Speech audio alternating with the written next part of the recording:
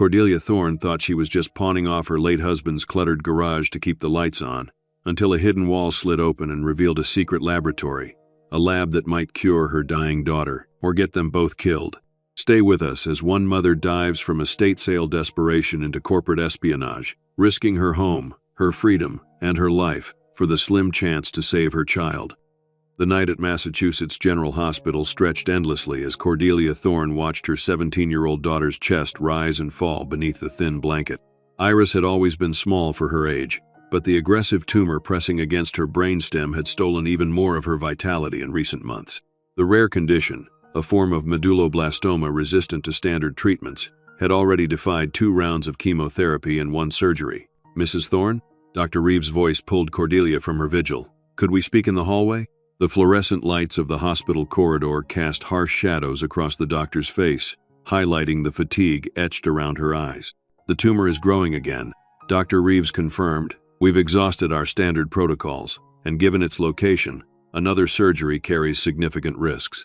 Cordelia pressed her palm against the cool wall, steadying herself. "What options do we have left?" "There's an experimental treatment program at Johns Hopkins. It's showing promising results for cases like Iris's, but the unspoken barrier hung between them. Money. Always money. "How much?" Cordelia asked. "The initial evaluation and first round would be around $175,000. Insurance might cover a small portion, but as an experimental protocol." Cordelia nodded mechanically. She didn't need the doctor to finish. "I'll figure something out," she said. The drive home from Boston to their small colonial house in Concord was a blur of headlights and snowflakes. February in Massachusetts had always been Benedict's least favorite month, too far from Christmas cheer, too distant from spring's promise. The porch light illuminated the pile of mail she'd left untouched that morning. Bills, mostly. The mortgage statement would be among them, another reminder of her 3-month delinquency. The bank's foreclosure warning had arrived last week in a certified envelope, its official letterhead and legal terminology a formal announcement that time was running out. Inside, the house felt cavernous despite its modest size. Benedict's absence remained palpable in the empty chair, the untouched reading glasses on his nightstand, the silent garage where he'd spent so many evenings, tinkering, as he'd called it. Cordelia made herself a cup of tea she wouldn't drink and spread the bills across the kitchen counter, sorting them into urgent and catastrophic piles. The mortgage, the property taxes, the hospital bills from Benedict's final weeks, the ongoing medical expenses for Iris, the utilities teetering on disconnection notices. Her teacher's salary had once been adequate when combined with Benedict's income from the small engineering consulting firm he'd co-owned. Now, it covered barely a third of their monthly expenses, even after she'd taken on evening tutoring sessions and weekend work at the local library. The landline's shrill ring startled her, the old-fashioned telephone, a relic Benedict had insisted on keeping. "Is this Cordelia Thorne?" The voice was familiar. "Hello, Vivian," Cordelia replied, mentally bracing herself for her mother-in-law's particular brand of assistance. "I was just calling to check on Iris." Vivian Thorne had never approved of her only son's choice in wives. A former headmistress at an exclusive private school, she carried herself with the perpetual disappointment of someone who expected more from everyone around her. "We've been at Mass General all day," Cordelia explained. "The tumor is growing again." "Oh dear." The pause stretched long enough to indicate Vivian was shaking her head. "Have you considered that specialist I mentioned in New York? Dr. Whitmore is very well regarded in his field. I know some people on the hospital board. Vivian, we can't afford another opinion. We can barely afford the treatment options we already know about." "Well," her mother-in-law's voice cooled several degrees, "if you had let Benedict take that position at Meridian Medical when they offered it, you might not be in this financial situation." Cordelia closed her eyes, willing away the familiar argument. Benedict had turned down the corporate job to stay with his smaller firm, believing the work more meaningful, the hours more conducive to family life. It had been a joint decision, one Vivian had never forgiven them for. "I'm going to lose the house," Cordelia said finally. "I see." Her tone was clipped. "And what do you plan to do?" "I don't know. Sell whatever I can. Find a smaller place. Focus on getting Iris the treatment she needs." Benedict's life insurance barely covered his medical bills and funeral expenses. Cordelia's laugh held no humor. "He was 46, Vivian. We weren't prepared for this." "What about that garage of his, the one he was always puttering around in?" Cordelia glanced toward the window that faced the detached garage at the back of their property. The small structure had been Benedict's domain, off limits to casual intrusion. He'd spent countless evenings and weekends there, emerging with sawdust in his hair or grease on his hands, offering vague explanations about projects that never seemed to materialize into anything concrete. "I haven't even been through it properly," Cordelia admitted. "I'm not sure what's in there beyond tools and half-finished woodworking pieces." "Well, perhaps it's time you looked," Vivienne suggested. "Even if it's just scrap value, something is better than nothing." Benedict was a dreamer, not a businessman. "That garage is probably full of worthless junk, but you might get a few $100s. The words stung, though they echoed Cordelia's own practical assessment. "I'll call Roy at the salvage yard tomorrow," Cordelia conceded. "See what he'd give me for the contents. Do let me know what you find," Vivienne said. After hanging up, Cordelia stood at the kitchen window, staring at the dark silhouette of the garage. Strange how she'd avoided it these past 6 months, as if entering would somehow make Benedict's absence more final. Morning brought weak sunlight and another inch of snow. Cordelia called the hospital first, confirming that Iris was stable and resting, before dialing Roy's salvage and scrap. $800 for the whole lot, Roy offered after she described the garage contents as best she could. That site is unseen, mind you. Could go up if there's quality machine tools in there. It wasn't much, but it was something. Enough for another month's mortgage payment, perhaps, a fraction of what Iris needed. Bundled against the cold, Cordelia trudged through the snow to the garage, the spare key heavy in her pocket. The padlock yielded with a protesting creak. Inside, darkness and the lingering scent of wood stain and motor oil greeted her. She fumbled for the light switch, and fluorescent tubes flickered reluctantly to life overhead. Workbenches lined 3 walls, their surfaces cluttered with projects in various stages of completion. Shelves sagged beneath boxes of electronic components, jars of fasteners, and stacks of notebooks filled with Benedict's cramped handwriting. A table saw occupied one corner, a drill press another. Pegboards displayed carefully arranged tools, many still covered with a fine layer of dust. For all the mess, there was an underlying organization that spoke to Benedict's methodical mind. Each area seemed dedicated to a specific type of work. Woodworking here, electronics there, metalworking in another section. Cordelia moved slowly through the space, running her fingers over surfaces her husband had touched hundreds of times. She picked up a small wooden box, its lid inlaid with a pattern of darker wood in a geometric design. One of Benedict's finished pieces, surprisingly beautiful. Had he made it for her? For Iris? It remained unmarked, unclaimed. Setting it aside, she began taking photos with her phone, documenting the contents for potential online listings. If Roy's offer was the baseline, perhaps she could do better selling items individually. As she photographed the main workbench, something caught her eye. The surface was worn, as expected from years of use, but the wear pattern seemed odd.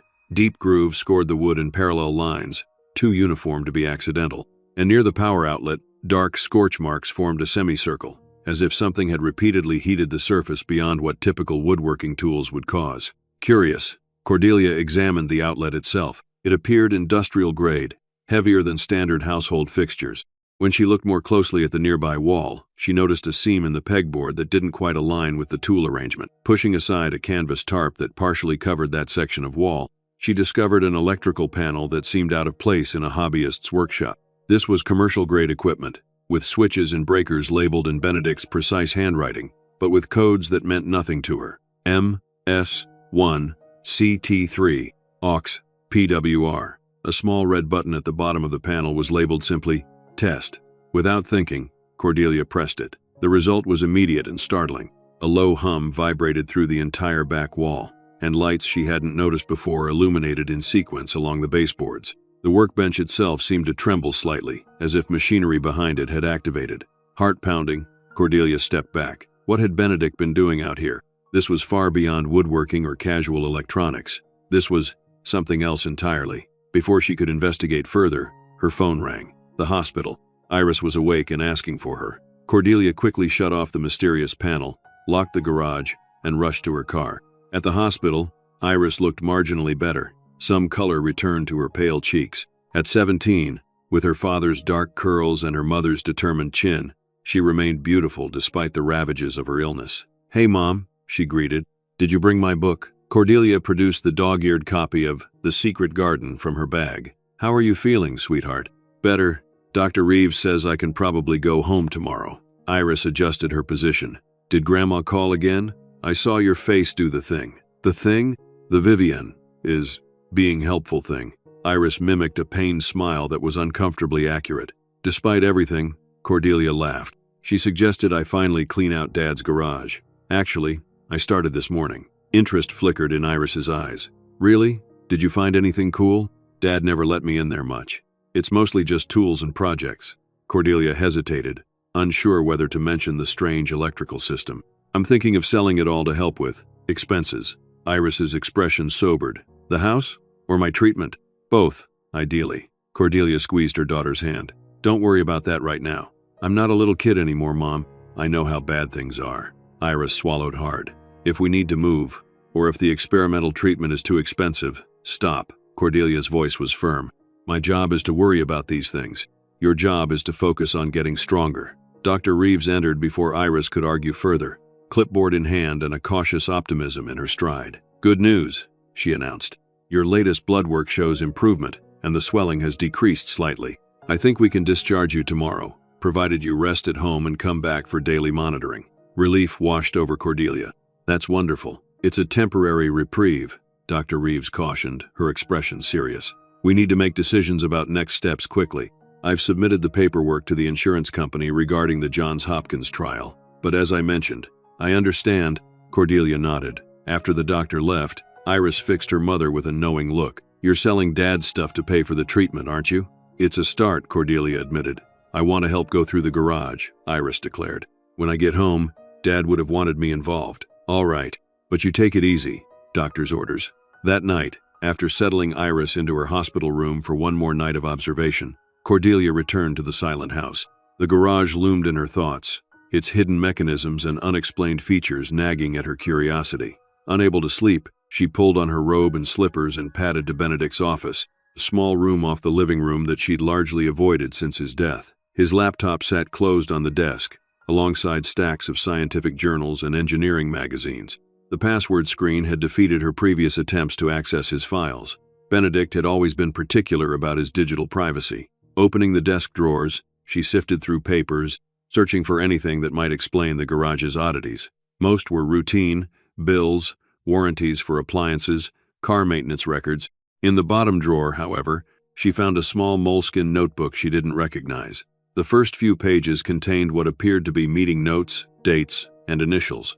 Zoe, J.L. Further in, diagrams appeared, technical sketches with annotations in Benedict's handwriting. Cordelia couldn't make sense of the drawings, but certain phrases jumped out. Non-invasive targeting, minimal cellular disruption, precision beyond current capabilities. One page held a sketch of something that looked like a sophisticated laser apparatus, with components labeled and measurements noted. At the bottom, Benedict had written, prototype testing successful at 60% power, containment holding. Zoo confirms tissue response optimal. Cordelia frowned. This sounded like medical equipment, not the hobby projects she'd assumed occupied Benedict's time. Had her husband been developing some kind of medical device? And who was Zoo? The final pages of the notebook contained what appeared to be a timeline, with milestones and deadlines. The last entry, dated just 3 weeks before Benedict's unexpected collapse, read, patent filing complete, prototype fully functional, final documentation package prepared. Next steps, secure independent verification before approach. A chill ran through Cordelia. These didn't sound like the notes of a hobbyist. These were the records of someone engaged in serious research and development. She returned to the laptop, trying several password combinations that had failed before. On impulse, she typed ZO Prototype 60, a combination of elements from the notebook. The screen unlocked, hands trembling slightly. Cordelia navigated through folders, most containing technical documents she couldn't decipher. Then she found a folder labeled Patent, containing PDF files with official letterheads. Opening the primary document, she gasped at the title page, Revolutionary Non-Invasive Tumor Removal Technology. The inventor was listed as Benedict Thorne, with a filing date just weeks before his death. The implications crashed through her consciousness like a wrecking ball, leaving her previous understanding in rubble. Her husband, the man she thought she knew completely, had been secretly developing a medical device, one potentially capable of treating tumors like the one slowly killing their daughter. Dawn found Cordelia still at the desk, surrounded by printouts and notes, her mind racing with questions. Why had Benedict kept this work secret, even from her? How advanced was this technology? And most importantly, where was the prototype now? As the first light illuminated the garage's outline through the window, Cordelia knew where she needed to look next. Whatever Benedict had been hiding, the answer lay behind that humming wall. The February morning dawned clear and frigid. Cordelia spent it at the hospital, helping Iris through the discharge process, fielding Dr. Reeves' instructions for home care, and scheduling follow-up appointments neither of them mentioned they couldn't afford. "You're quiet today," Iris observed as Cordelia drove them home. "More quiet than usual, I mean." Cordelia adjusted her grip on the steering wheel, just thinking about next steps. "About the garage? Did you call that salvage guy?" "Not yet." Cordelia hesitated. "I found something strange yesterday, and then I went through some of your dad's papers last night." "What kind of strange?" "I'm not entirely sure." Cordelia glanced at her daughter. "Your father may have been working on something important, something he didn't tell us about." "Like what? Was he building a time machine?" Iris's attempt at humor couldn't mask her genuine curiosity. "I think it might have been related to medical technology. I found patent paperwork." "Is that why you're not calling the salvage yard? You think there's something valuable in there?" "I don't know what's in there," Cordelia admitted, "but I need to find out before I make any decisions." When they arrived home, Iris insisted on coming to the garage despite Cordelia's protests about rest. "Dad kept me out of here for years," Iris argued. "If there's something that might help us, help me. I want to see it." The garage looked different in daylight, dust motes dancing in the sunbeams that penetrated the small windows. Cordelia showed Iris the electrical panel behind the canvas tarp, explaining her discovery from the previous day. "Did you try all the switches?" Iris asked. "Just the test button." It made the whole back wall hum. Iris ran her fingers over the panel, pausing at a small indent beside it that Cordelia hadn't noticed. "What's this?" Before Cordelia could answer, Iris pressed the indentation. With a soft click, a hidden panel swung open beside the electrical controls, revealing a sophisticated keypad. "Whoa," Iris breathed. "Dad had a secret door?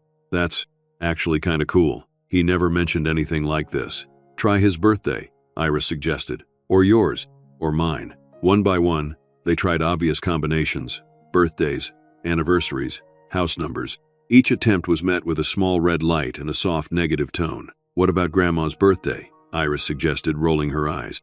When that failed too, they fell silent, contemplating the stubborn keypad. "Wait," Iris said suddenly. "Zoe, you said you found those initials in his notebook, right? With that prototype thing at 60% power?" Cordelia nodded. "Zoe, prototype, 60. It was the password to his laptop. Try that. Or maybe just numbers like 9,660. Z is the 26th letter. O is the 15th. 2,61560. That's actually very smart thinking." The keypad remained unresponsive. "Or maybe simpler," Iris continued, undeterred. "Just 2,660? Or," she studied the keypad again. "Mom, this only has numbers, no letters. Maybe it's a date? June 26, 2020, 62,620. Cordelia entered the sequence. Nothing. After several more failed attempts, Iris sighed in frustration. "This is hopeless. Dad was too clever for us." "Let's take a step back," Cordelia suggested. "If Benedict was developing medical technology, he would have needed special equipment. This might not be just a numeric code. It could be a specific sequence or pattern." They examined the wall around the keypad more carefully, looking for additional clues. Iris ran her hands along the pegboard, feeling for irregularities. "There's something here," she announced, fingers detecting a slight protrusion behind one of the tool hooks. "It feels like a button or switch." Carefully removing the screwdriver hanging from the hook, Iris pressed the barely visible bump.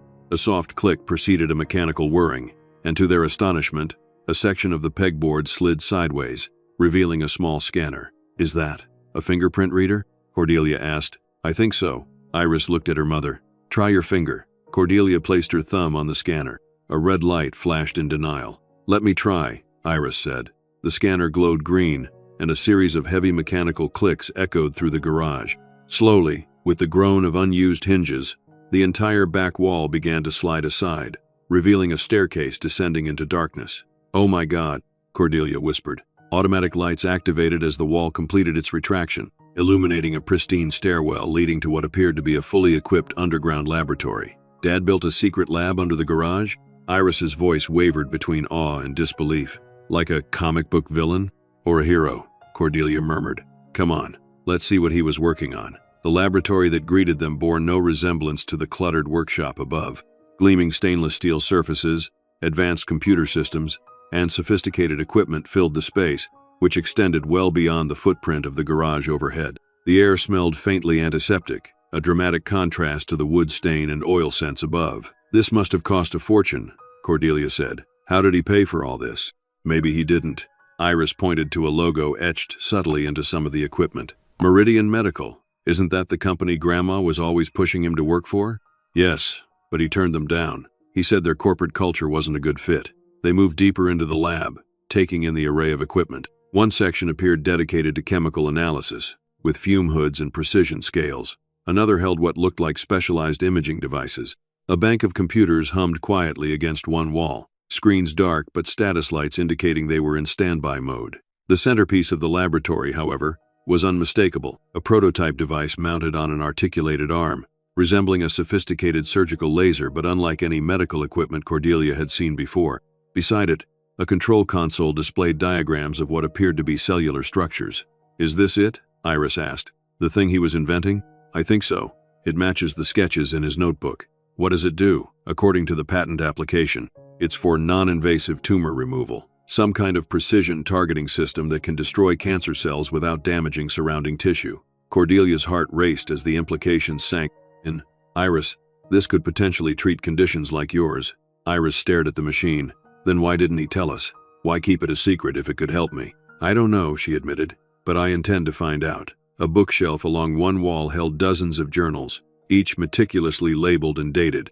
Cordelia selected the most recent one, opening to find Benedict's familiar handwriting filling the pages, accompanied by diagrams, data tables, and occasional photographs of test results. "Listen to this," she said, reading aloud from an entry dated 2 months before Benedict's death. "Test Series 40. 2 exceeded expectations. Targeting precision reached 99.8% effectiveness on simulated tissue. ZO confirms calibration holds steady through extended operation. Side effect profile negligible at therapeutic power levels."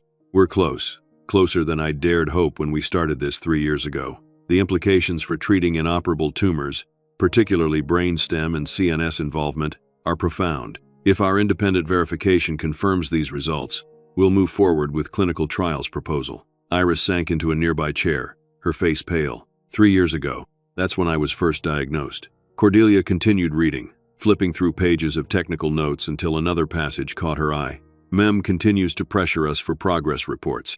Their latest offer included explicit threats to ZO's position if we don't agree to their acquisition terms. I've consulted with Patent Vorse Wyatt about strengthening our IP position. The provisional patent should provide temporary protection, but M has resources we can't match in a legal battle. The trust fund arrangement is complete. If anything happens to me, ZO knows the contingency plan." "M must be Meridian," Cordelia reasoned. "But who is ZO? A research partner?" "Whoever they are, Dad trusted them," Iris pointed out. They continued exploring the lab, discovering file cabinets containing research data, correspondence, and technical specifications. In one drawer, Cordelia found a folder labeled Patent Documentation, containing duplicates of the files she'd seen on Benedict's laptop, plus additional materials including detailed schematics and test results. "Mom, look at this," Iris called from the computer station. She had managed to activate one of the screens, which displayed a complex calendar and task management system. Dad had meetings scheduled with someone from Johns Hopkins the week after he died. And look, patent attorneys, venture capital firms. He was getting ready to go public with this. The pieces were falling into place, forming a picture Cordelia hadn't expected. Benedict hadn't just been tinkering in his garage.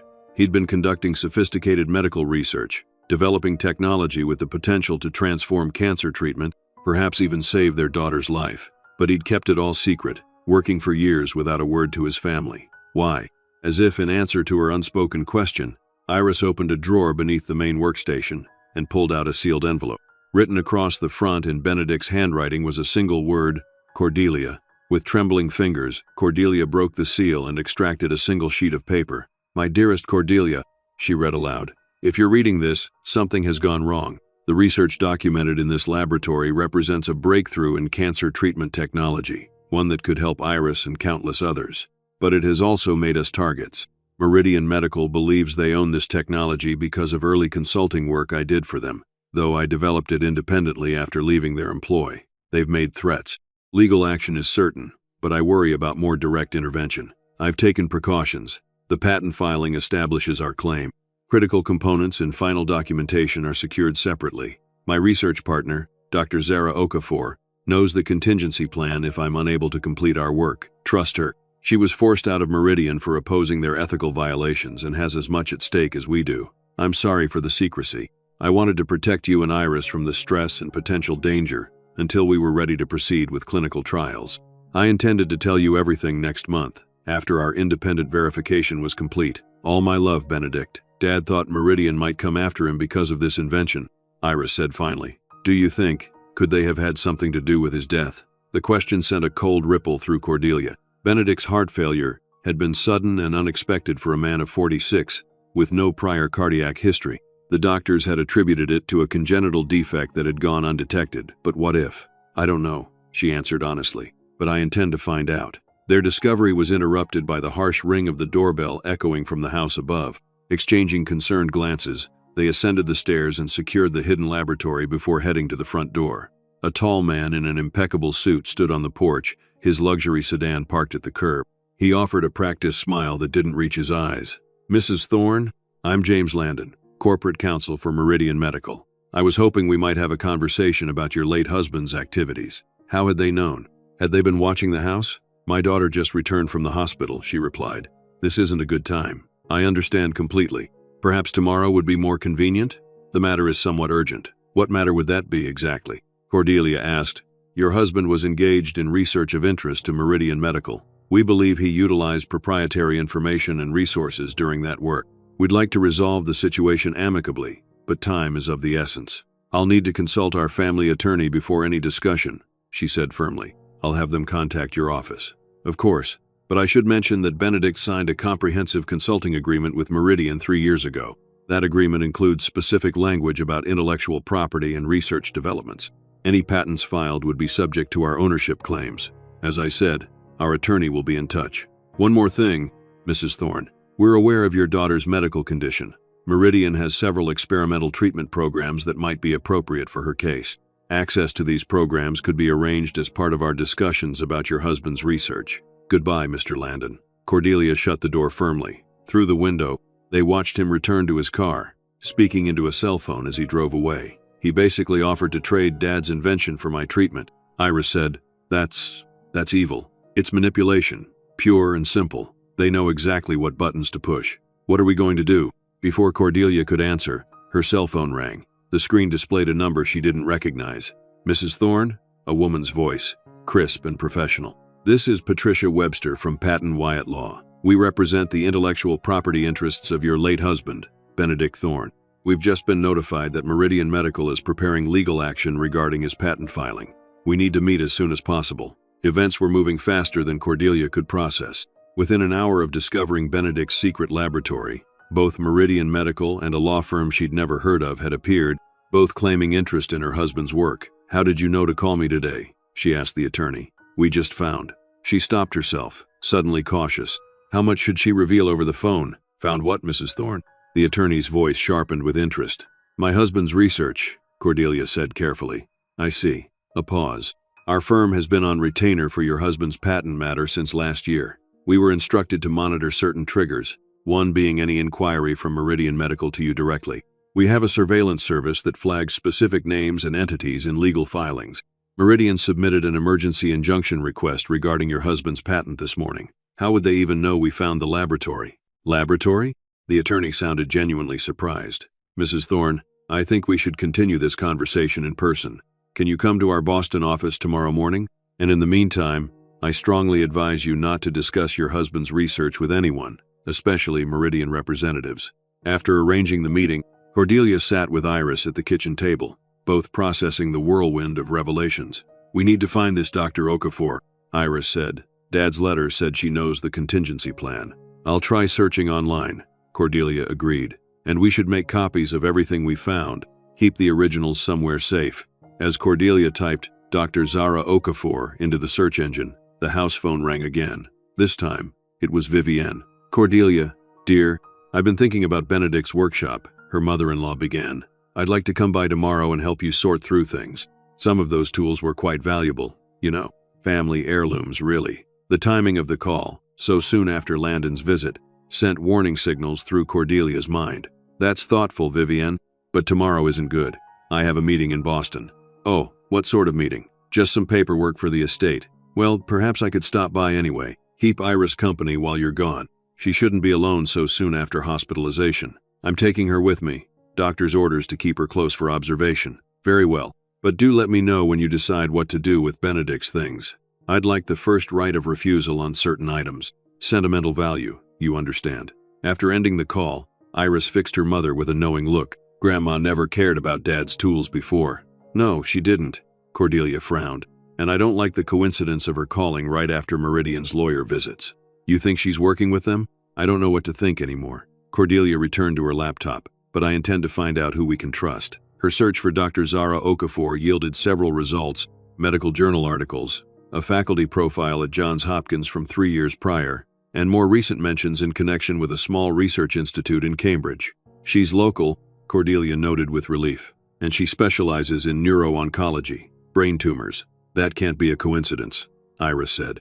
Dad must have sought her out specifically because of my condition. As night fell, they returned to the hidden laboratory, this time with Cordelia's laptop and a portable hard drive. They spent hours photographing documents, copying computer files, and recording detailed descriptions of the equipment, particularly the prototype device. We should move this somewhere safe, Iris suggested, indicating the prototype. If Meridian really wants it, they might try to take it by force. It looks too complex to move easily, Cordelia observed. They settled for securing the laboratory as best they could, activating what appeared to be an enhanced security system Benedict had installed. According to the control panel, it would trigger silent alarms if unauthorized entry was detected. Exhausted but wired with adrenaline, they finally returned to the house after midnight. Iris, despite her brave front, was clearly fatigued from the day's events and her recent hospital stay. Get some rest, Cordelia urged. We have a lot to deal with tomorrow. Mom? Iris's voice was small as Cordelia turned to leave.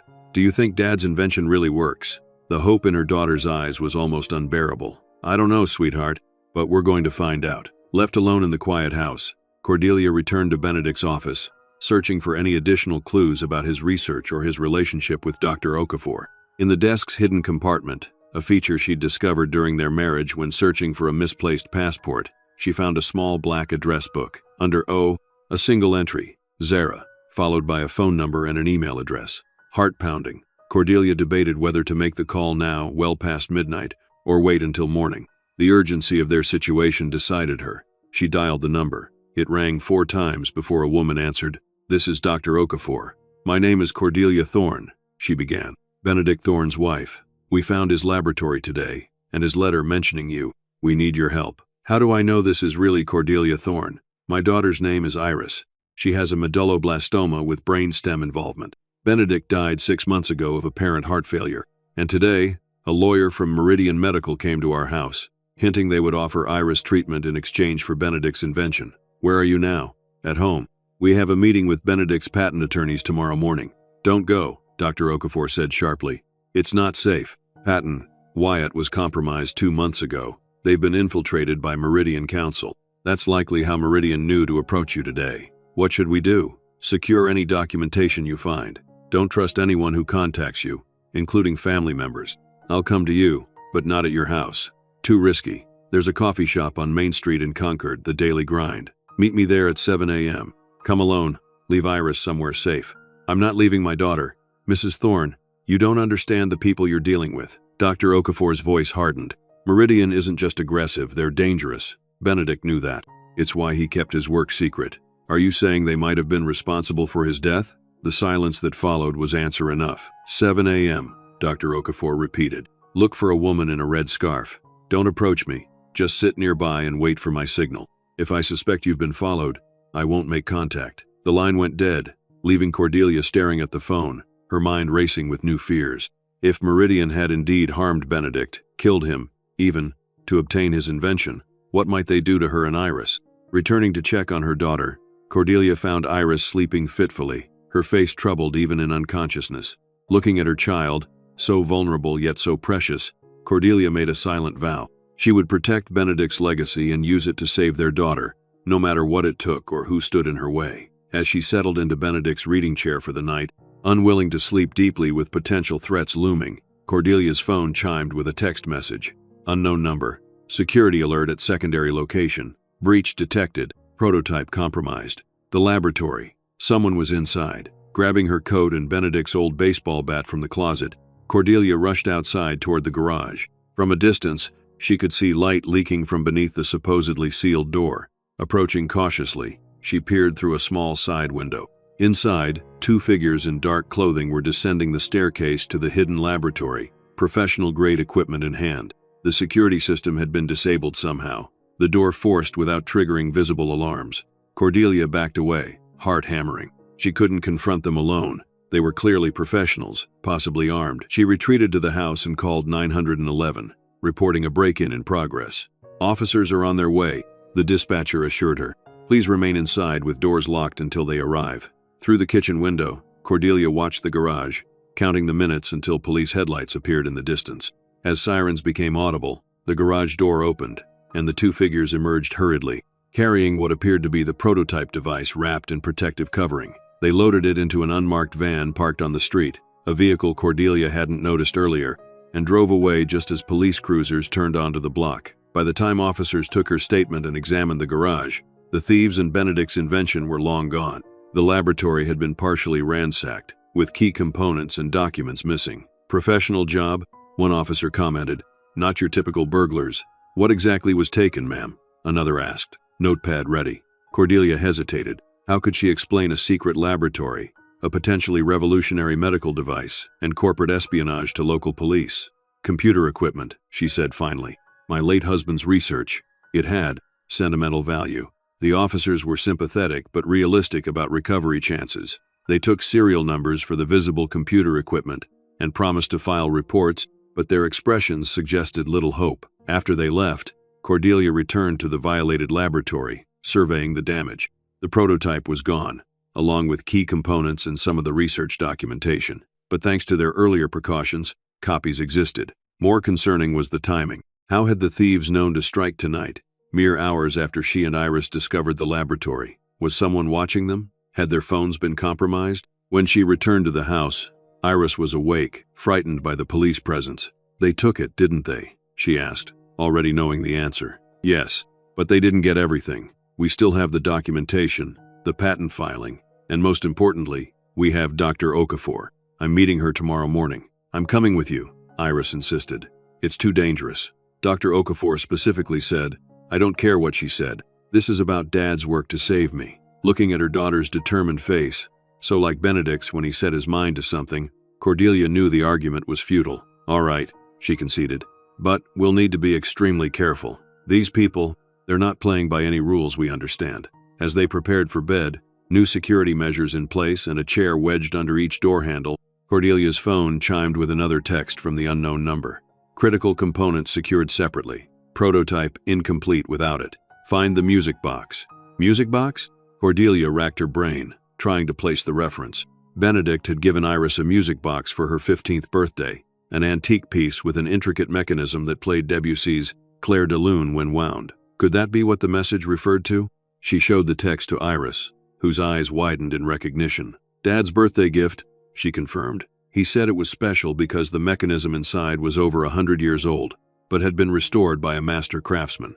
The box was beautiful, inlaid with mother-of-pearl in a pattern of lilies, iris flowers." Cordelia realized now. A gift named for the recipient. Iris wound the key, and the familiar melody began to play, the mechanism moving with precision despite its age. "I don't see anything unusual," Cordelia said. "Maybe." Iris turned the box over, running her fingers along the base. "There's something here." Pressing carefully at what appeared to be a decorative element, Iris triggered a hidden catch.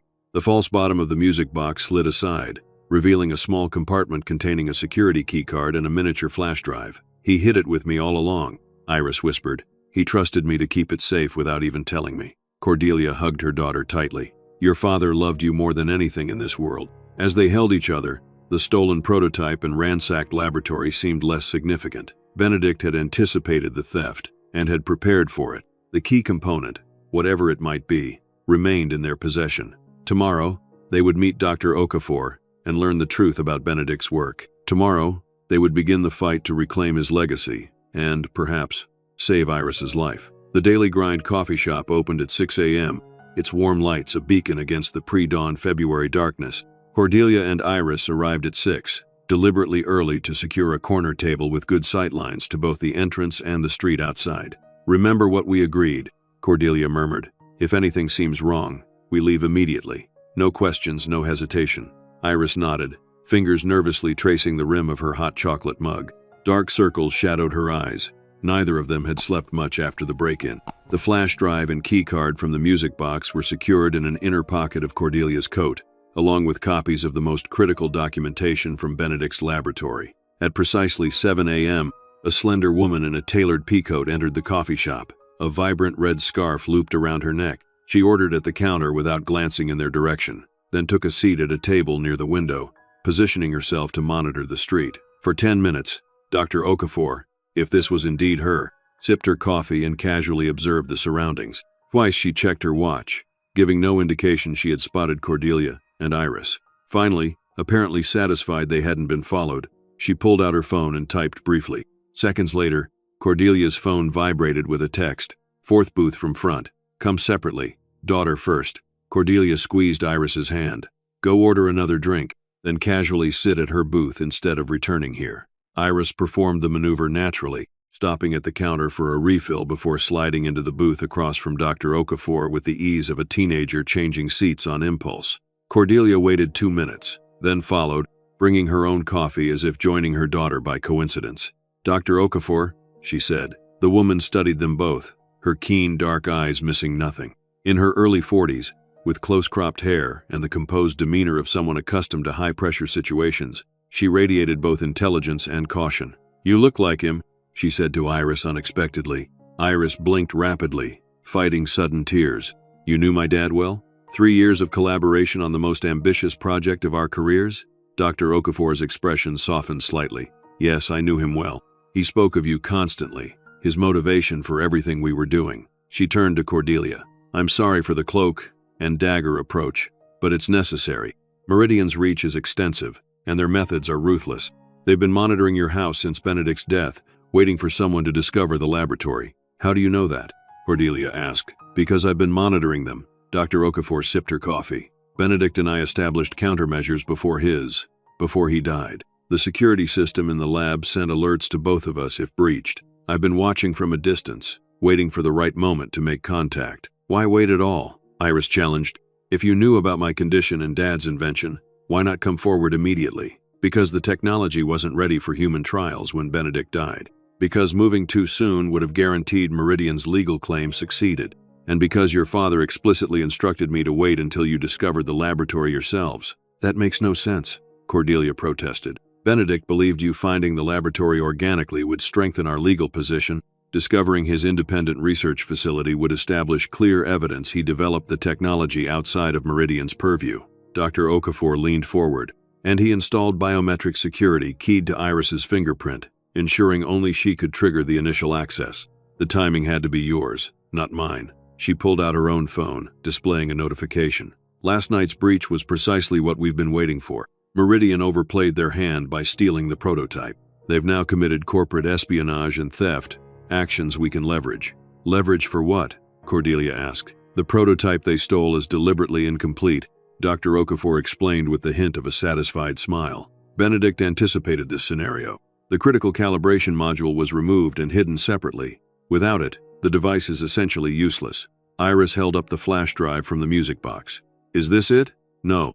That contains the complete research data and operational specifications, Benedict's insurance policy. The physical module is what we need for the device to function." Dr. Okafor glanced around the coffee shop before continuing. "The keycard you found accesses a safety deposit box at First National Bank on State Street. That's where we'll find the module." Cordelia processed this information, hope warring with skepticism. "Why should we trust you?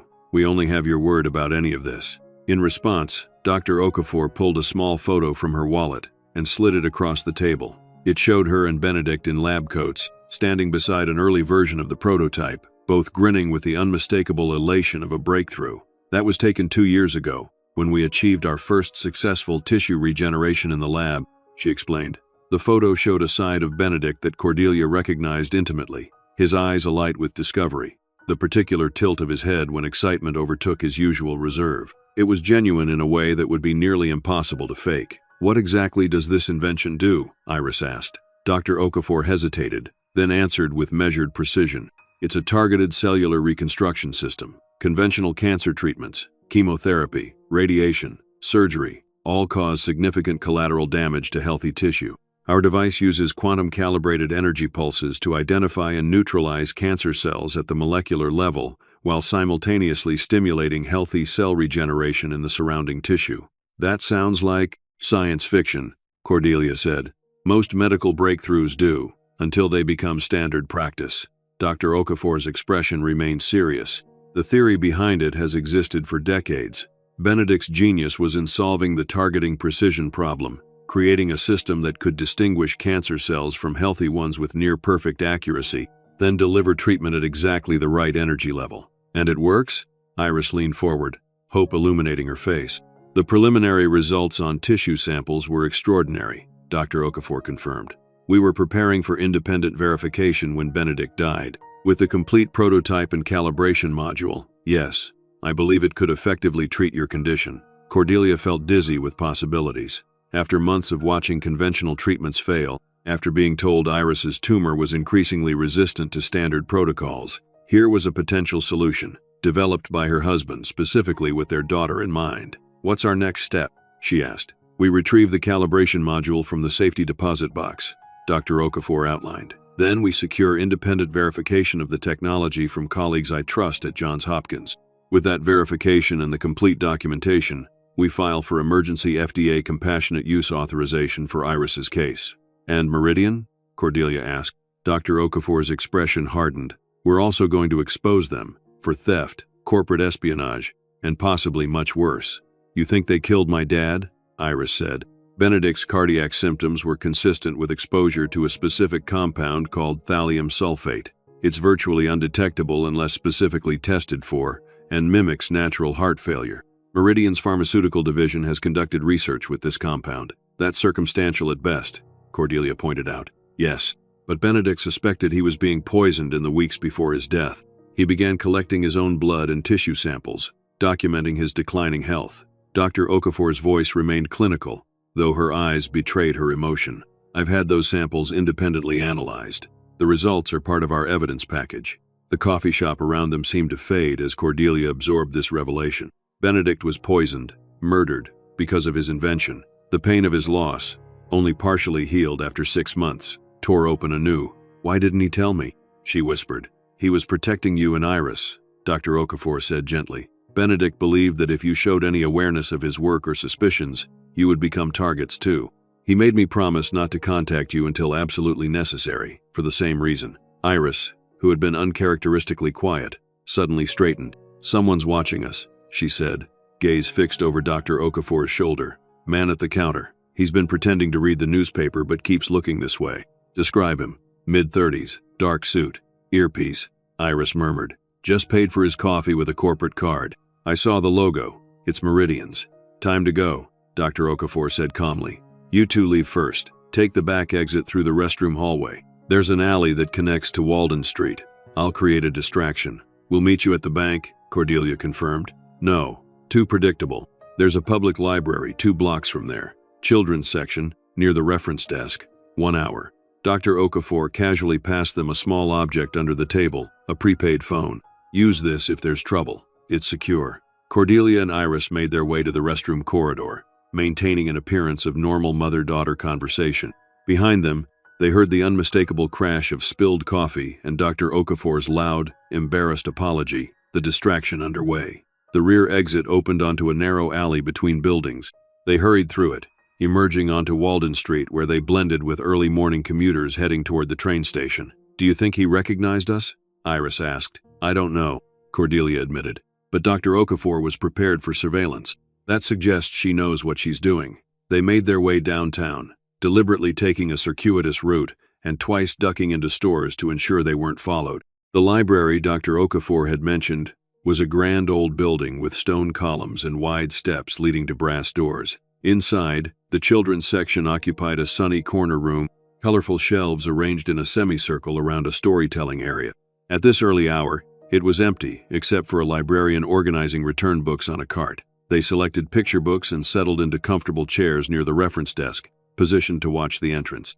Cordelia's mind raced with the morning's revelations. Benedict murdered Dr. Okafor in hiding, Meridian's operatives watching them even now, and beneath it all, a current of hope. If Benedict's invention worked as described, it could save Iris. As they waited, Iris grew increasingly restless, checking the time every few minutes. She should be here by now, she whispered after 45 minutes had passed. What if something happened? We give her the full hour, Cordelia said firmly. Dr. Okafor strikes me as cautious and methodical. She may be taking an especially roundabout route to avoid being followed. At precisely the 1 hour mark, the children's room door opened, but instead of Dr. Okafor, a teenage boy entered, his backpack slung casually over one shoulder. He scanned the room, eyes settling on Iris with apparent recognition, then approached their table. "Excuse me," he said, loud enough for the librarian to hear. "Are you Iris? From the biolab?" Iris looked questioningly at her mother, who gave a subtle nod. "Yeah," Iris answered cautiously. "Dr. Myers asked me to return your notes." The boy handed over a folded paper, said you'd need them for the test Friday. With that, he turned and left, his role in the exchange apparently complete. Iris unfolded the note carefully, revealing Dr. Okafor's precise handwriting, followed from the coffee shop. Unsafe to meet in person. Proceed to the bank as planned. Box 1742. I'll monitor remotely and intervene if necessary. Once you have the module, go to Mass General ER. Ask for Dr. Kessler, a colleague who can be trusted. Explain nothing until you're in a secure location. He'll understand Prometheus protocol. Good luck, Z. Cordelia read the note over Iris's shoulder. If Dr. Okafor was followed, we might be too. But we need that module, Iris insisted. I know. Cordelia took a deep breath. Let's be smart about this. The bank is only a few blocks away. We'll watch for surveillance. Take precautions. They left the library separately. Iris first, then Cordelia a minute later, and reunited half a block away. The First National Bank of Boston stood at a busy intersection, its imposing stone facade a testament to old New England money and stability. Inside, the marble-floored lobby echoed with subdued conversation and the soft ding of elevator announcements. The safety deposit vault required a bank employee escort and authentication. I'd like to access box 1742, please, Cordelia told the clerk at the designated desk. I have the key card. The clerk, a middle-aged woman with reading glasses on a chain, consulted her computer. That box is registered to Benedict Thorne. Are you authorized on the account? I'm his widow. These are his estate papers. After verification and paperwork, they were escorted to the vault where row upon row of metal boxes lined the walls. The clerk located 1742 and used her master key in conjunction with Cordelia's key card to remove it from the wall. I'll leave you in the privacy room, she explained. Take as much time as you need, then ring the bell when you're finished. Once alone, Cordelia and Iris opened the safety deposit box with trembling hands. Inside lay several items: a sealed envelope, a small metal cylinder about the size of a pill bottle, and a USB drive labeled Backup Complete. This must be the calibration module, Iris said. Cordelia opened the envelope, finding a letter in Benedict's handwriting. Zara, or Cordelia if you're reading this, if you're accessing this box, our security protocols have been compromised. The cylinder is the quantum calibration module, the heart of the targeting system. Without it, the prototype is simply an elaborate and expensive light show. The USB drive contains complete technical specifications and operational protocols. I've also included the blood and tissue samples documenting my condition, with chain of custody verification by 2 independent labs. If I'm right about Meridian's actions, this is our insurance policy. Zara knows the contingency plan. Trust her completely. Cordelia, if you're reading this without Zara, something has gone terribly wrong. Contact Andrew Kessler at Mass General. We attended MIT together, and he's the only other person who knows about our work. The password phrase is Prometheus Protocol. I'm sorry for the secrets and lies. Everything I've done has been to protect you and Iris, and to ensure this technology reaches those who need it most. All my love. Benedict. Tears blurred Cordelia's vision as she read her husband's final instructions. Even facing his own mortality, his thoughts had been of them and of the broader impact his work could have. They carefully secured the calibration module and documentation in Cordelia's handbag, then rang for the clerk to return the empty safety deposit box. As they exited the bank, Cordelia scanned the street for signs of surveillance. Let's grab a taxi to Mass General, she suggested. They were halfway down the bank's stone steps when Iris suddenly froze. Mom, she whispered urgently, that's Grandma's car. Across the street, parked in a loading zone, sat Vivian Thorne's distinctive silver Mercedes sedan. and leaning against it, arms crossed and expression grim, was Vivienne herself. "She knows," Iris said, voice tight with betrayal. Before Cordelia could respond, Vivienne spotted them. She straightened, pulled out her phone, and appeared to make a brief call before starting toward them with determined strides. "Don't engage," Cordelia murmured. "We need to get to the hospital." They hurried along the crowded sidewalk, Cordelia constantly checking behind them. Vivienne pursued at a distance, her phone held to her ear as if providing updates on their location. "Taxi!" Cordelia called, spotting a cab discharging passengers nearby. "Massachusetts General Hospital," Cordelia instructed. "Emergency entrance, and please hurry." As they pulled away, Cordelia saw Vivienne speaking urgently to a man in a dark suit who had appeared beside her, the same man from the coffee shop, now confirmed as Meridian security. "I can't believe Grandma would do this," Iris said. "People's motivations can be complicated," Cordelia replied. "Vivienne may believe she's acting in our best interest, or protecting the family name, or Meridian offered her something she wanted," Iris finished bitterly. The taxi wove through Boston's congested streets, eventually pulling up at Mass General's emergency entrance. Cordelia paid quickly, adding a generous tip. "Dr. Kessler," she told the triage nurse at the reception desk. "We need to see him immediately. It's a Prometheus protocol situation." The nurse's expression shifted from routine efficiency to alert concern. Without asking further questions, she picked up a phone and spoke quietly, then gestured to a security officer who appeared almost immediately. "Follow me, please," the officer said. They were shown to a small conference room where, minutes later, a tall man with graying temples and tired eyes entered, closing the door firmly behind him. "I'm Andrew Kessler," he said. "You mentioned the Prometheus protocol. Benedict Thorne was my husband," Cordelia explained. "We have the calibration module and his documentation. Dr. Okafor directed us to you." Dr. Kessler's professional composure slipped, revealing profound relief. "Thank God," he murmured. "We've been waiting for this." "We?" Iris asked. "A small group of physicians and researchers who know about Benedict's work," he explained. "Zara contacted me after his death and explained the situation with Meridian. We've been preparing, assembling resources, and waiting for the prototype to be completed." "The prototype was stolen last night," Cordelia informed him. "Meridian has it, but without the calibration module, it's useless to them," Dr. Kessler confirmed. "And more importantly, it proves their involvement in corporate espionage." He gestured to Cordelia's bag. "May I?" She handed over the metal cylinder and the USB drive. Dr. Kessler examined both with the reverence of someone handling priceless artifacts. "Remarkable," he breathed. "Benedict always was the most brilliant of us." He looked up, his expression sobering. "I'm so sorry about what happened to him. When I heard about his heart failure, I was suspicious, but had no proof. We believe he was poisoned," Cordelia said. "The blood samples in that safety deposit box should confirm it," Dr. Kessler agreed grimly. "Benedict contacted me about 2 months before his death, said he believed he was being systematically exposed to a toxin. I arranged for independent testing, but he collapsed before we received the results." He turned to Iris, his clinical gaze assessing her condition. "And you must be Iris. Benedict spoke of you often during our graduate school days. He said you inherited his fascination with puzzles and your mother's tenacity. Can his invention help me?" Iris asked directly. "Based on the research I've seen? Yes, I believe so." Dr. Kessler's tone was measured but optimistic. "The targeting precision Benedict achieved is revolutionary. For a condition like yours, where conventional approaches are limited by location and collateral damage concerns, this technology offers an entirely new paradigm. We need to recover the prototype," Cordelia said, "and prove Meridian's crimes, both the theft and what they did to Benedict. That's already in motion," Dr. Kessler assured them. "Zara contacted me from a secure location about 20 minutes ago. She's filed emergency injunctions with 3 different courts and alerted federal authorities regarding the theft. With the calibration module and Benedict's documentation secure, we now have everything we need to move forward." He checked his watch. "In fact, there's a hearing scheduled for tomorrow morning." Meridian sought an emergency declaration of ownership for Benedict's patent, not realizing we were prepared to counter with evidence of their criminal actions. "Tomorrow?" Cordelia's exhaustion momentarily overwhelmed her. "Yes," Dr. Kessler confirmed. "And your testimony will be crucial, Mrs. Thorne. You discovered the laboratory, accessed the safety deposit box. You're the legal heir to Benedict's work. What about me?" Iris asked. Dr. Kessler's expression softened. "Your perspective would be powerful, certainly. But given your medical status, the court might question."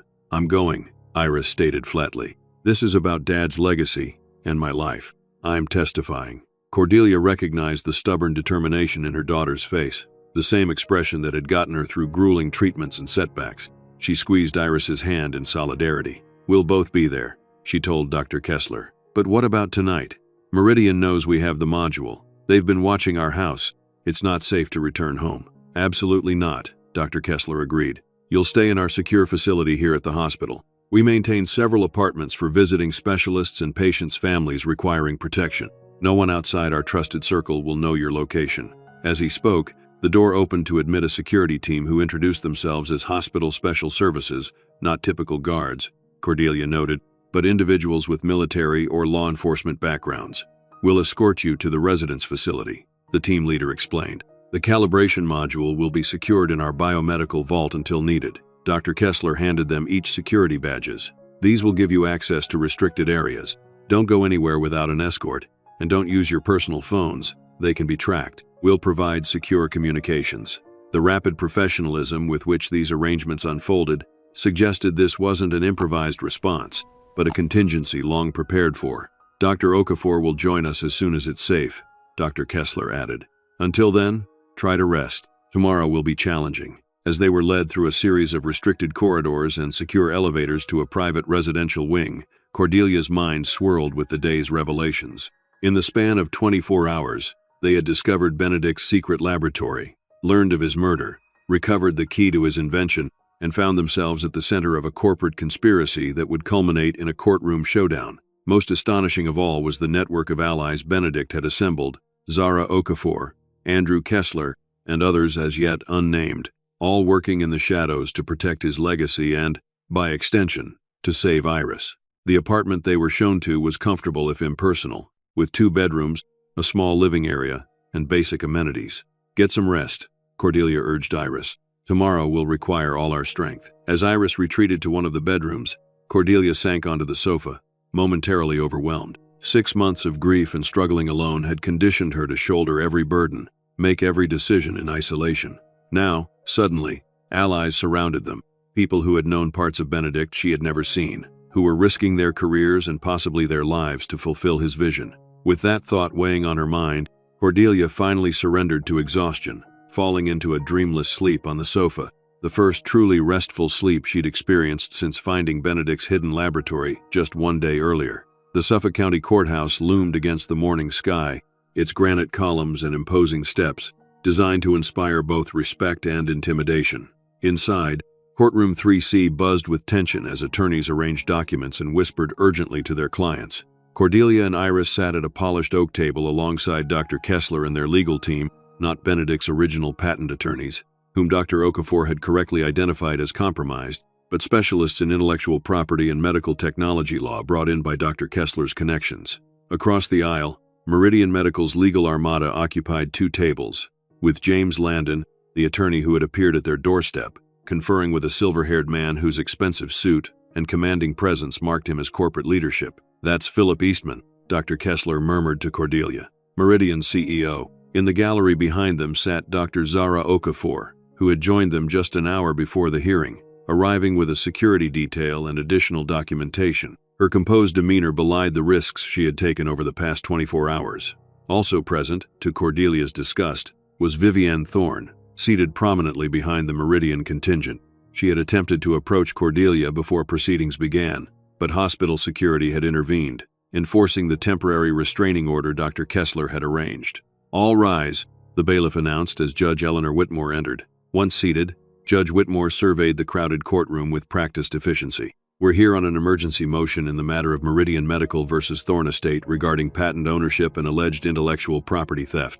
Given the unusual circumstances and competing emergency filings, I've agreed to hear both sides' preliminary arguments today." She turned to Meridian's lead counsel. "Mr. Landon, as the initial filing party, you may begin." Landon rose smoothly, his confidence palpable. "Thank you, Your Honor. Meridian Medical seeks immediate injunctive relief regarding technology developed by the late Benedict Thorne while under contract with our company. Mr. Thorne signed a comprehensive consulting agreement 3 years ago that explicitly assigned all intellectual property rights to Meridian for any developments related to medical technology." He approached the bench with documents. "This agreement, which I submit as Exhibit A, contains standard industry language regarding work product and inventions. Mr. Thorne was compensated generously for his expertise and utilized Meridian resources during his research. The technology in question, Landon continued, is a potentially groundbreaking cancer treatment device. Meridian invested millions in the foundational research that made this innovation possible. Mr. Thorne's widow and daughter have unlawfully accessed proprietary information and components, jeopardizing years of development and potentially billions in future revenue and patient impact. Judge Whitmore examined the documents. What relief specifically are you seeking today, Mr. Landon? An immediate order declaring Meridian's ownership of the patent and all related technology, the surrender of any components or documentation in the Thorne family's possession, and an injunction preventing them from discussing or utilizing the technology in any manner. Thank you. Ms. Bennett, your response? Diana Bennett rose, her understated appearance belying her reputation as one of Boston's most formidable intellectual property attorneys. Your Honor, the Thorne estate not only opposes Meridian's motion but counters with our own emergency petition, which we filed last night. We seek a protective order for Mrs. Thorne and her daughter, recognition of Benedict Thorne's independent patent rights, and most urgently, a criminal investigation into Meridian Medical for corporate espionage, theft, and most seriously, the murder of Benedict Thorne. Those are extraordinary allegations, counsel, supported by extraordinary evidence. Your Honor, Bennett gestured to her associates, who approached with sealed evidence containers. We submit as Exhibit 1 blood and tissue samples collected by Benedict Thorne in the weeks before his death, with chain of custody documentation and independent laboratory analysis confirming the presence of thallium sulfate, a rare poison that mimics heart failure. She handed up another document. Exhibit 2. Internal Meridian research documents showing their pharmaceutical division's work with this exact compound, and security logs showing Benedict Thorne's access to those facilities was revoked 3 months before his death, after he refused their acquisition offer. Landon was on his feet instantly. Objection. These unsubstantiated accusations are a transparent attempt to distract from the simple contractual matter before the court.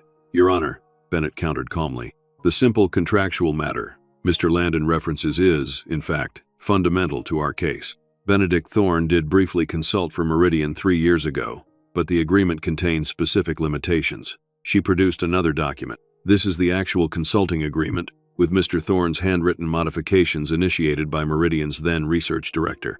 Paragraph 7b explicitly excludes any independent research conducted outside Meridian facilities using non-Meridian resources. Judge Whitmore studied the document with interest. Mr. Landon, the contract you submitted appears to be missing this paragraph. Your Honor, Landon finally responded, we believe the document being presented is not the final executed version. Meridian's records can be altered, Bennett interrupted smoothly, but the original cannot. She nodded to an associate, who brought forward a clear evidence bag containing what appeared to be the original contract. This document was recovered from Benedict Thorne's secure storage, with his fingerprints and those of Meridian's former research director, Dr. Harold Winters.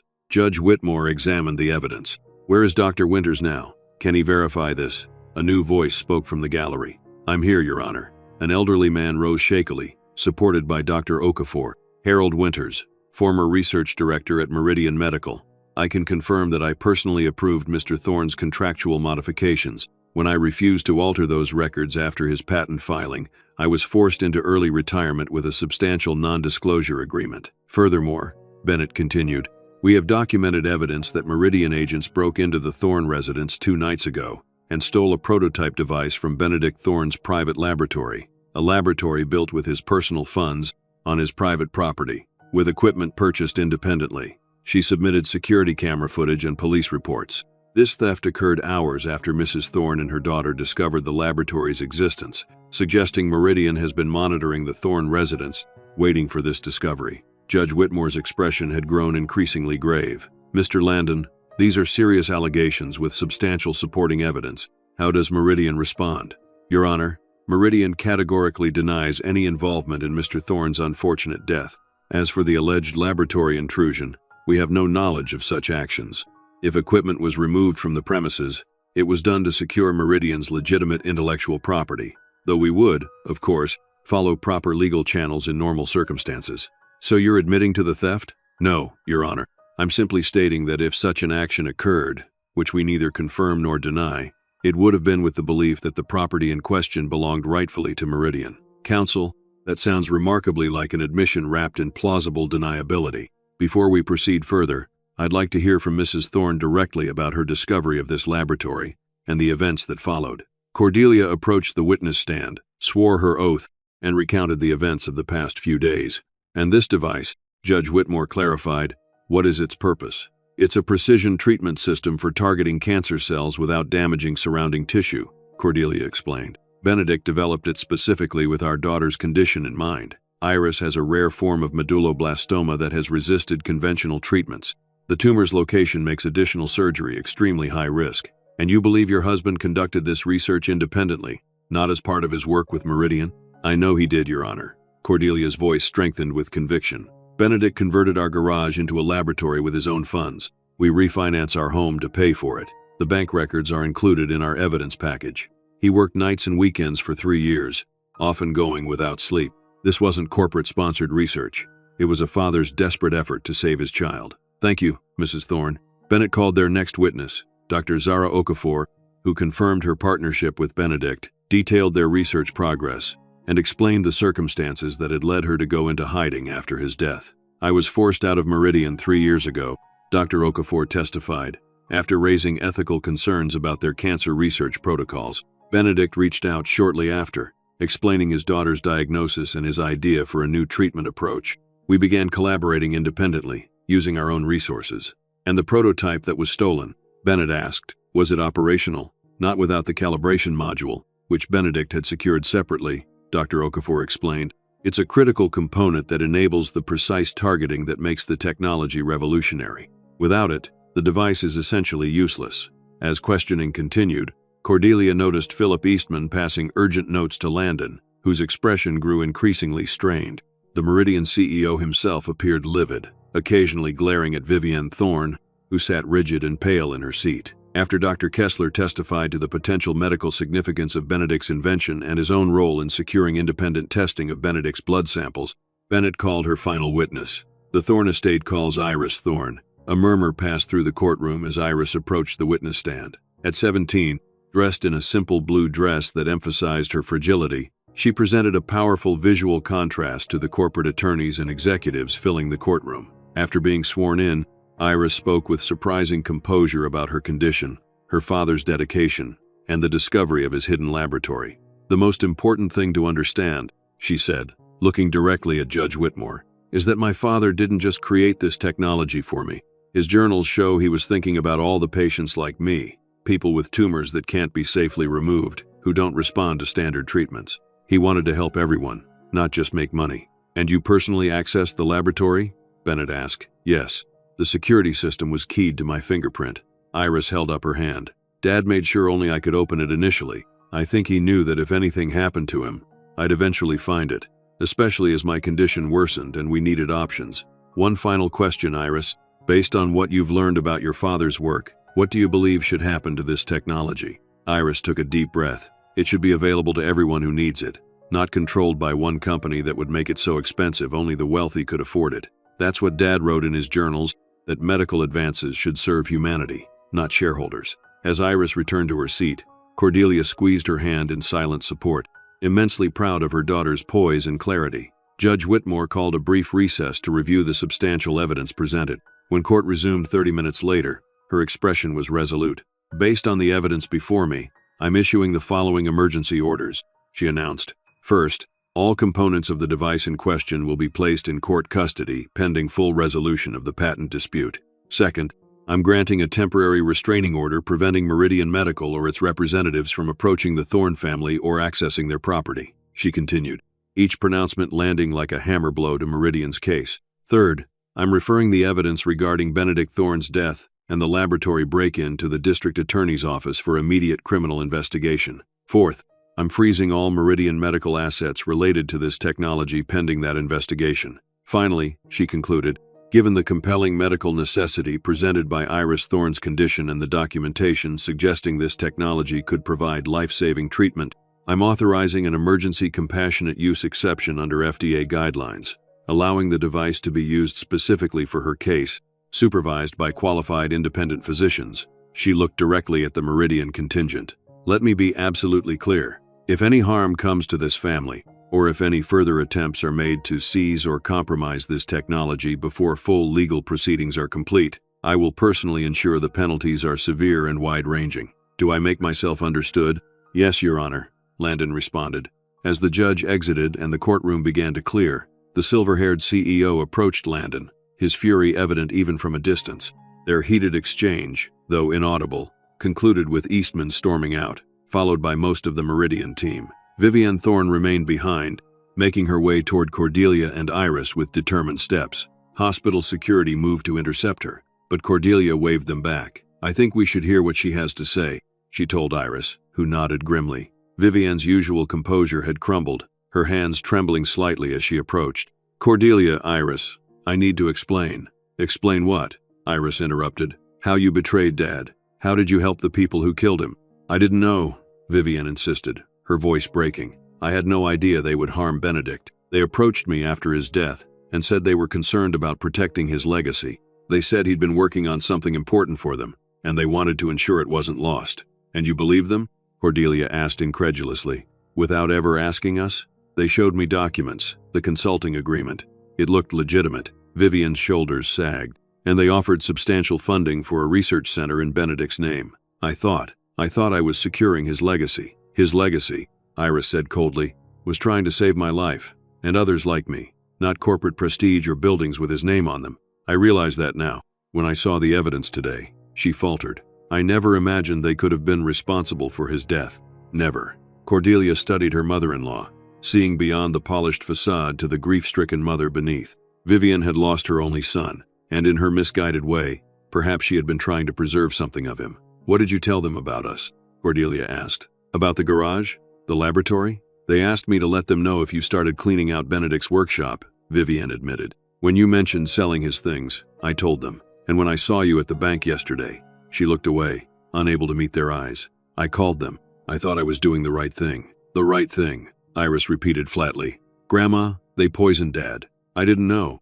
I swear to you, I didn't know. The raw anguish in her voice suggested truth, however painful. Cordelia felt a complex mix of anger, pity, and exhaustion. We can't discuss this now, she said finally. We have to focus on Iris's treatment. But Vivienne, she held her mother-in-law's gaze firmly, you need to make a choice. Either you help us honor Benedict's true legacy by supporting his vision for this technology, or you stay away from us completely. I want to make amends, whatever it takes. It will take a lot, Iris said, starting with telling the district attorney everything you know about Meridian's actions. I'll do it, Vivienne promised, today. As they left the courtroom, flanked by their legal team and security detail, Cordelia felt a strange lightness despite the challenges still ahead. For the first time since Benedict's death, justice seemed possible. Dr. Kessler touched her arm gently. We should return to the hospital immediately. With the judge's compassionate use authorization, we can begin preparing for Iris's treatment. How soon? Cordelia asked. We'll need to recover the prototype from Meridian. The court order should facilitate that within hours. Dr. Okafor and I will need to integrate the calibration module and run final safety checks. He glanced at Iris, his expression softening. If all goes well, we could be ready as early as tomorrow. Tomorrow, Iris repeated. Dad's invention could really save me tomorrow. That's the plan, Dr. Okafor confirmed, joining them. As they exited the courthouse, reporters had gathered on the steps, alerted to the high-stakes medical patent case. Bennett efficiently guided them past the media scrum to waiting vehicles, but not before several photographers captured images of Iris, the teenager at the center of a medical breakthrough and corporate scandal. Back at Massachusetts General, they were escorted to a secure wing where preparations for Iris's treatment were already underway. A team of specialists had been assembled. The court officers are retrieving the prototype from Meridian's research facility now, Dr. Kessler informed them as they settled into a private consultation room. They've also seized all research documentation to prevent any destruction of evidence. What happens after my treatment? Iris asked. The legal battle for patent control will continue, but with the evidence of Meridian's criminal actions, their claim is significantly weakened. Benedict established a trust structure for the intellectual property rights, naming you as the primary beneficiary, Iris, with a directive that the technology be licensed broadly and affordably rather than exclusively. That sounds like Dad. A knock at the door preceded the arrival of a serious-looking physician in surgical scrubs. Dr. Kessler, the prototype has arrived. It appears undamaged, but we'll need Dr. Okafor to verify its integrity before proceeding. Of course, Dr. Okafor stood immediately. As the doctors left to examine the equipment, Cordelia and Iris remained in the consultation room, the magnitude of what was happening finally sinking in. "Are you scared?" Cordelia asked, holding her daughter's hand. "A little," Iris admitted. "But mostly I feel connected to Dad, like he's still taking care of me, even now." Cordelia blinked back tears. "He is. Everything he did, every secret he kept, it was all to protect you, to give you this chance. Not just me," Iris corrected. "Dad's journals talked about all the patients that could help." She squeezed her mother's hand. "We have to make sure that happens. It's what he would have wanted." "We will," Cordelia promised. Dr. Kessler returned an hour later, his expression cautiously optimistic. "The prototype is intact, and Dr. Okafor has successfully integrated the calibration module. I need to discuss the procedure and obtain informed consent. While Benedict's research shows remarkable promise, this remains an experimental treatment. There are risks we must acknowledge. Based on Benedict's models and Dr. Okafor's validation, we anticipate a 94% reduction in tumor mass, with minimal impact on surrounding tissue," he concluded. Follow-up: conventional treatments would address any remaining cancer cells, but with significantly reduced intensity compared to your previous protocols. "And recovery time?" Cordelia asked. "Remarkably short, if the procedure works as designed. The non-invasive nature means no surgical trauma, no wound healing.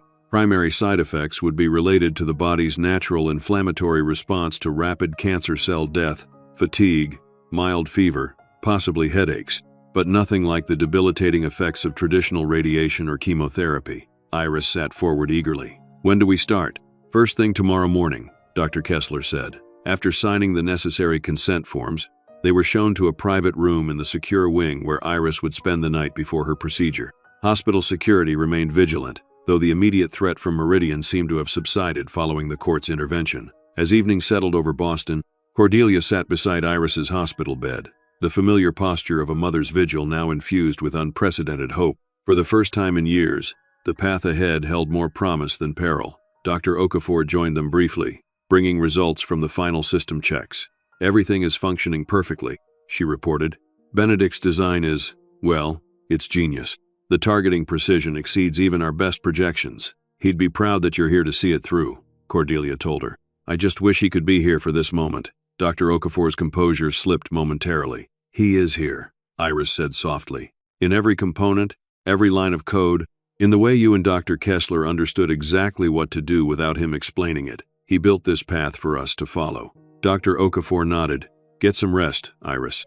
Tomorrow is a big day for all of us." After she left, Cordelia and Iris sat in comfortable silence, both processing the whirlwind events that had transformed their lives in just 3 days.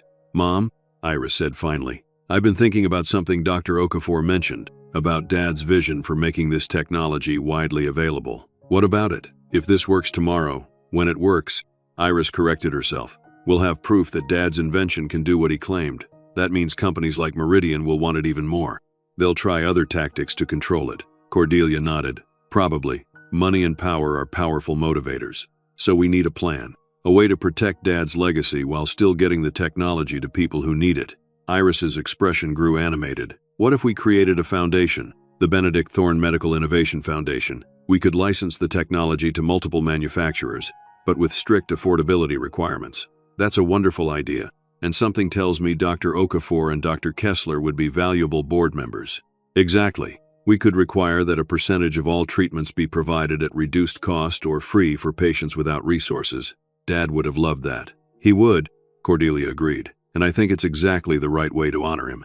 As night deepened outside the hospital windows, Iris finally drifted to sleep, her breathing steady and peaceful. Cordelia remained awake, maintaining her watch as she had so many nights before. Whatever happened in the morning's procedure, they had already received a precious miracle, the knowledge that Benedict's love had transcended even death, that his brilliant mind had worked tirelessly to protect them long after he was gone. Morning arrived with soft golden light filtering through the hospital room blinds. Iris woke early, her usual fatigue temporarily displaced by nervous anticipation.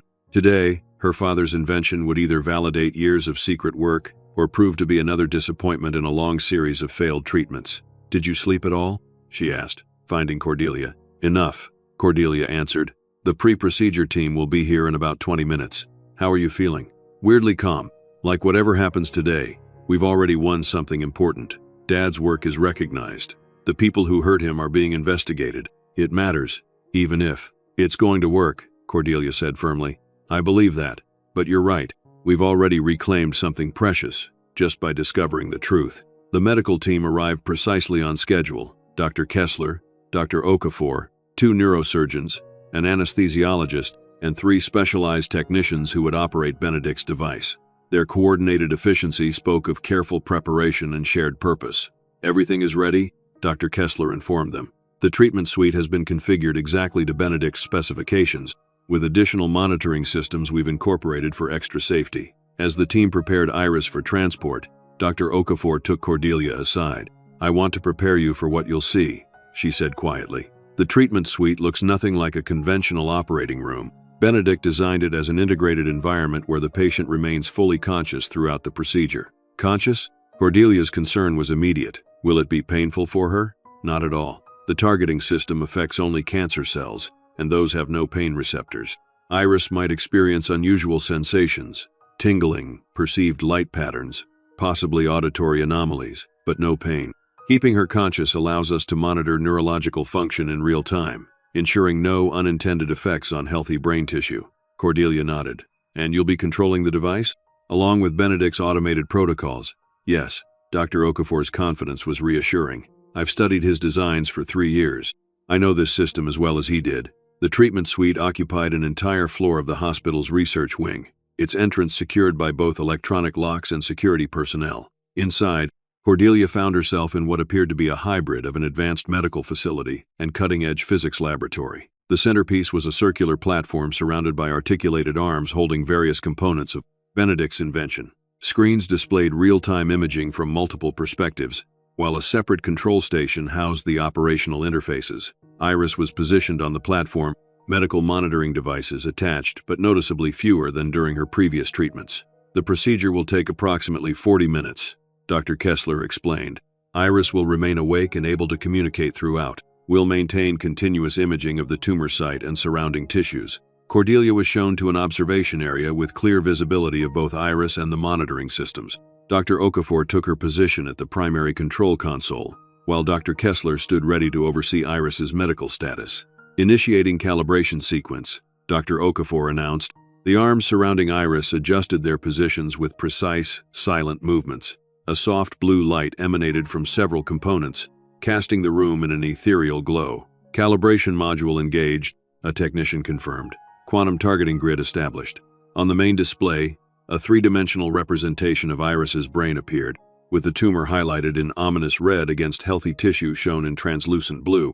Smaller displays showed cellular-level imaging, where individual cancer cells were being identified and tagged by the system. Targeting precision at 99.4%, Dr. Okafor reported. How do you feel, Iris? Dr. Kessler asked. Fine, Iris replied. I feel a kind of humming, not exactly a sound, more like a vibration in my head, but it doesn't hurt. That's exactly what we expect. Cordelia watched in amazement as the displays showed the targeted energy beginning to affect the tumor cells. Unlike conventional treatments that bombarded large areas with radiation or required surgical excision, Benedict's invention worked with almost inconceivable precision, identifying and neutralizing cancer cells individually while leaving surrounding tissues completely untouched. Initiating Phase 2, Dr. Okafor announced after 10 minutes. This is extraordinary, one of the neurosurgeons murmured, watching the real-time imaging. The precision is beyond anything we've achieved with conventional methods. 30 minutes into the procedure, Dr. Okafor announced, tumor mass reduced by 72% and continues to respond. Cellular regeneration in adjacent tissues proceeding optimally. I can feel it, Iris said suddenly. As the procedure entered its final phase, the monitoring systems showed the tumor reduced to barely detectable levels, with healthy tissue already beginning to reclaim the space. Final targeting sequence complete, Dr. Okafor announced, initiating system shutdown and post-procedure cellular stabilization. The blue light gradually dimmed as the articulated arms retracted to their rest positions. The monitoring screens continued to display Iris's brain, but the ominous red mass that had threatened her life was now reduced to a few scattered points. Procedure complete, Dr. Kessler confirmed. Preliminary results indicate 94.7% reduction in tumor mass. A spontaneous round of applause broke out among the medical team, professionals who had witnessed countless treatments but recognized they had just observed something revolutionary. Cordelia rushed to Iris's side. "How do you feel, sweetheart?" Iris's smile was radiant despite her exhaustion. "Like someone took a boulder off my brain." Dr. Kessler approached, his professional demeanor momentarily overcome by genuine wonder. "The preliminary results are beyond our most optimistic projections. We'll continue monitoring with conventional imaging over the next few days, but what we've seen today suggests a paradigm shift in cancer treatment." "Benedict did it," Dr. Okafor said. The following days brought confirmation after confirmation. MRI scans showed the tumor reduced to microscopic levels, with surrounding brain tissue already beginning to normalize. Iris's neurological function, which had been progressively declining, showed immediate improvement. Her energy returned, her appetite increased, and the chronic pain that had become her constant companion vanished. Standard blood tests revealed no sign of the inflammatory markers typically associated with cancer activity. Even her hair, thinned by previous rounds of chemotherapy, seemed to regain vitality. "It's not just tumor reduction," Dr. Kessler explained during a follow-up consultation. "Benedict's device appears to stimulate natural healing processes in the surrounding tissue. It's as if it not only removes the cancer but helps the body repair the damage caused by both the tumor and previous treatments." "Will she need additional treatments?" Cordelia asked. "We'll continue monitoring closely, but based on current data, we may need only 1 or 2 more brief sessions to address any residual cancer cells, more like touch-ups than full treatments." Outside their private medical bubble, the world had begun to take notice. The courthouse confrontation with Meridian had attracted media attention, and whispers of a revolutionary cancer treatment breakthrough had leaked despite efforts at confidentiality. Requests for information poured in from medical institutions worldwide, while investment offers arrived daily from venture capital firms eager to commercialize the technology. Meridian Medical faced its own reckoning. The district attorney's investigation into Benedict's death had expanded to include corporate espionage charges and potential securities fraud. Several executives, including CEO Philip Eastman, had been placed on administrative leave pending the investigation's outcome. Vivienne Thorne, true to her word, had provided prosecutors with detailed statements about Meridian's approaches to her following Benedict's death. Her testimony, while not exonerating her role entirely, proved valuable in establishing the timeline of corporate misconduct. Cordelia and Dr. Okafor met with the legal team handling Benedict's intellectual property rights. The temporary orders from Judge Whitmore had been extended, ensuring continued protection while long-term arrangements were established. "We've received preliminary patent validation from the U.S. 1798 Patent Office," Diana Bennett informed them. "With the evidence of independent development and Meridian's compromised claims, Benedict's original filing has been given priority status." "And the foundation concept Iris suggested?" Cordelia asked. "The Benedict Thorne Medical Innovation Foundation is officially incorporated," Bennett confirmed. "The patent rights will be assigned to the foundation, with licensing structures designed to ensure broad accessibility while maintaining sufficient revenue for ongoing research and development." Dr. Okafor studied the proposed structure with approval. This aligns perfectly with Benedict's vision. As the legal and organizational frameworks took shape, Iris's recovery continued to exceed all expectations. 10 days after the procedure, she was discharged from the hospital, not to return home, but to a secure residence maintained by the newly formed foundation while security concerns were addressed. "I want to go back to school next month," she announced during dinner that evening. Cordelia looked up in surprise. "Are you sure you're ready for that?" "Mom, I feel better than I have in years. Dr. Kessler says all my neurological functions are normal. Better than normal, actually. My last test scores were higher than before I got sick. That's consistent with our observations," Dr. Okafor confirmed, joining them for the meal. "The quantum calibration technology doesn't just eliminate cancer cells, it optimizes neural pathways in the surrounding tissue. We're seeing enhanced function in areas adjacent to where the tumor was located." "Enhanced?" Cordelia questioned. "What does that mean exactly?" "Increased synaptic efficiency, improved cellular energy utilization." Dr. Okafor's expression was thoughtful. Benedict's notes predicted this effect, but seeing it in actual patient outcomes is remarkable. It suggests applications beyond cancer treatment, potential therapies for neurodegenerative conditions, traumatic brain injuries, perhaps even enhancement of normal cognitive function. The implications hung in the air between them. Benedict's invention might be even more revolutionary than they had initially realized. Later that evening, after Iris had retired to her room, Cordelia and Dr. Okafor continued their conversation on the residence's secluded terrace. "There's something I haven't shared with you yet," Dr. Okafor said. "Something Benedict left specifically for you to find when the time was right." She produced a small external hard drive from her bag. This was in the safety deposit box as well, in a separate compartment. It contains Benedict's complete research notes, including applications of the technology that go far beyond medical treatment. What kind of applications? Neural enhancement. Cellular regeneration far exceeds normal human capabilities. Potential longevity extensions. Dr. Okafor chose her words carefully. And theoretical applications that could be weaponized. Targeted cellular destruction deployable at distance, for instance. Weaponized? Cordelia's blood ran cold. Benedict was developing weapons? No, Dr. Okafor said firmly. He was identifying potential misuses of the technology so they could be protected against. But in the wrong hands, the same principles that make this a miraculous healing tool could be repurposed for harm. Benedict knew this. It's why he separated this research from the medical applications. His video message on that drive explains his thinking and the choice he's leaving to you. What choice?